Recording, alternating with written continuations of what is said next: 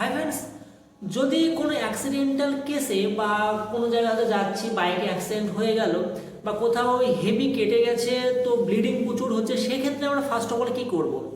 First of all যে জায়গাটা আমরা কেটেছে আমরা চেষ্টা করবো সেই জায়গাটাকে প্রথমত কোনো ভালো জল দিয়ে, বা যেটা অ্যাকচুয়ালি আমরা পান করি সেই জল দিয়ে সেই জায়গাটা ভালো করে পরিষ্কার করা।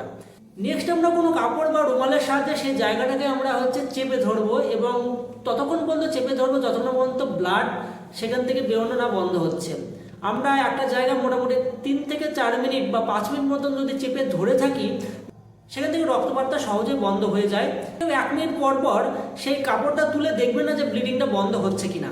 যদি কাটা জায়গাটা খুব বড় হয় তাহলে তৎক্ষণাৎ হসপিটাল বা নিকটবর্তী স্বাস্থ্যকেন্দ্রে আমরা যাওয়ার চেষ্টা করবেন। যদি সেরকম কাটা ছেঁড়া না হয়ে থাকে, সেক্ষেত্রে আমরা বাড়িতে গিয়ে চেষ্টা করব সেই জায়গাটা আমরা ভালো করে সালাইন জল দিয়ে সেই জায়গাটা ভালো করে ধোয়ার চেষ্টা করব, এবং ধুয়ে নেওয়ার পরে সেই জায়গাটাকে আমরা যদি পারি তো সেখানে কোনো অয়েন্টমেন্ট বা অ্যান্টিব্যাকটেরিয়াল কোনো আমরা অয়েন্টমেন্ট লাগাবো। বাড়িতে যদি স্বাভাবিক বিষয় কারোর যদি এরকম অয়েন্টমেন্ট বা কোনো কিছু না থেকে থাকে, তো সেখানে আমরা পেট্রোলিয়াম জেলি বা ভ্যাসলিন আমরা ইউজ করতে পারি, তো সেক্ষেত্রে একটা বেস্ট রেজাল্ট দেখা যাবে। স্বাভাবিকভাবে সেই জায়গাটা একটু ব্যথা এবং কাটার জন্য যে একটু সামান্য পরিমাণ ব্যথা হবে, সেক্ষেত্রে আমরা অ্যাকচুয়ালি প্যারাসিটামল জাতীয় ওষুধ খেতে পারি। অ্যাকচুয়ালি মনে রাখবেন, 500 পাওয়ারে প্যারাসিটামল জাতীয় ওষুধ দিনে 2বার থেকে 3বার, যদি 2 দিন থেকে 1 দিন যদি খাওয়া যায়, তো সেক্ষেত্রে আমাদের যে ব্যথাটা রয়েছে সেটা সহজেভাবে দূর হয়ে যায় এবং ঘাটা 2 থেকে 3 দিনের মধ্যে শুকিয়ে যায়।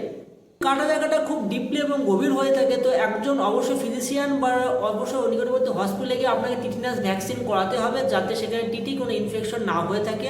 ইভেন দেখা গেল যে ওই জায়গাটায় যেখানে কেটে গেছে সেখানে কোনো ফোলা বা ব্যথা রয়েছে বা কোনো পুজ বা কোনো জল জল আকারে বেরোচ্ছে, তৎক্ষণিক আপনার প্রয়োজন একটা চিকিৎসকের। তো সেক্ষেত্রে আপনাকে অ্যান্টিবায়োটিক যে মেডিসিন ওরাল ফর্মে খাওয়ার সেখানে খেতে হতে পারে। আর অবশ্যই বাইক সাবধানে চালাবেন, যাতে এরকম কোনো ভয়ানক অ্যাক্সিডেন্ট না হয়। Best of luck.